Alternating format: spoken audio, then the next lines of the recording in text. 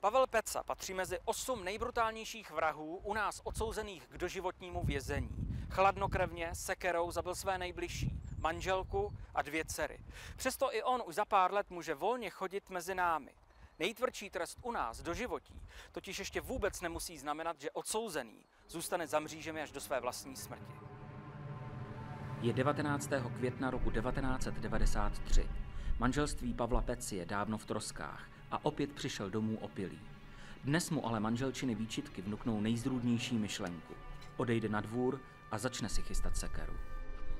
Když se vrátí do domu, zabije nejprve starší dceru Petru a v zápětí chladnokrevně popraví i manželku Zdenu. Holky neměly vůbec žádnou šanci na nějakou sebeobranu, na nějaké vysvětlování. První byla popravena 19letá Péťa. Péťa to byla tichá, klidná, uvážlivá a na svůj věk velice moudrý děvče. Ta dostala celkem 10 ran, jak bylo podle pitvy zjištěno, 10 ran do hlavy. Jako druhá byla popravena maminka Zdena, 41letá. Zdena byla vstřícná, laskavá, byla plná mateřství. Zdena dostala podle pitevního ohledání do hlavy 7 ran.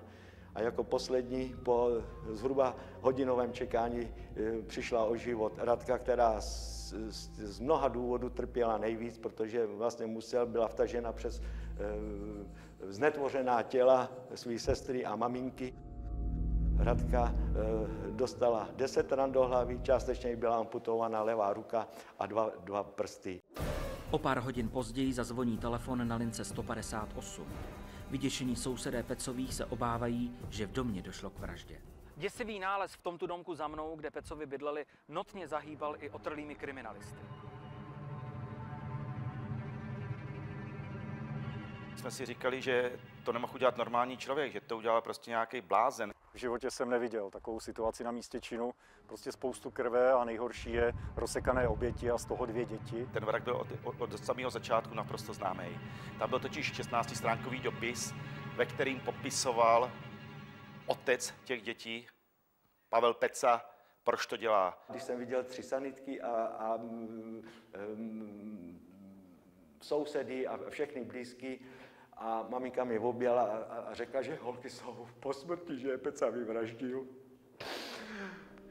Poté, co rozsekal jednu z těch starších dcer, tu 19letou Petru, a poté i svoji bývalou manželku Zdenku, tak píše dál, pokračuje v dopise, že čeká na nejmladší Radku, v té době 14letou. To samo o sobě, to byl hyenismus, to bylo něco strašného. Sedí u stolu v kuchyni, píše dopis, tam jsou rozsekaný a čeká na tu mladší Radku, která přijde každou chvíli.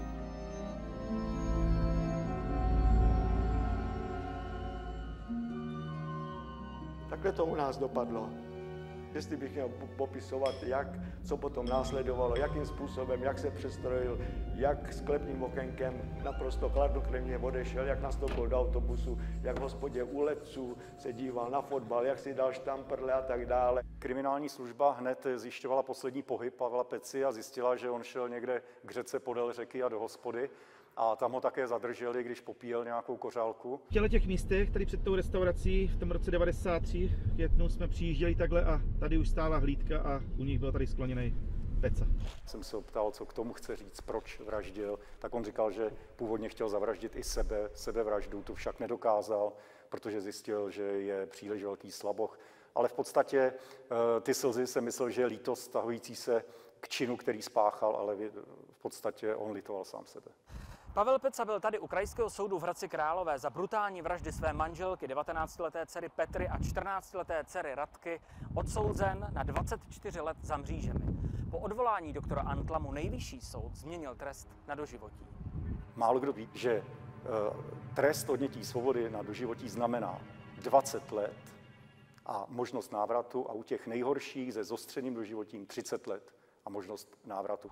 Pavel Peca, ale i ostatně doživotně odsouzení za spáchání těch nejhorších zločinů se tedy po 20, po případě po 30 letech mohou opět ocitnout mezi námi. Aby doživotí bylo opravdu doživotím, musel by se změnit zákon. Je potřeba, aby trest odnětí svobody na doživotí bylo takzvané absolutní doživotí. Absolutní doživotní trest, to znamená trest, u nějž je vyloučen návrat těch samozřejmě nejbrutálnější mezi řádné občany. Kdyby se to podařilo, byla by to ohromná satisfakce nejen pro ty, kdo dodnes oplakávají své nejbližší, ale i o hodně bezpečnější život pro nás ostatní.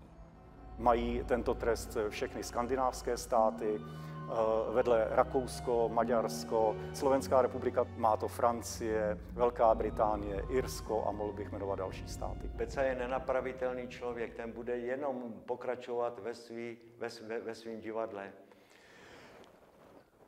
Pokud někteří psychologové nebo psychiatři se domnívají o jeho nápravě, budu se s nima přijít, že se hluboce mýlí.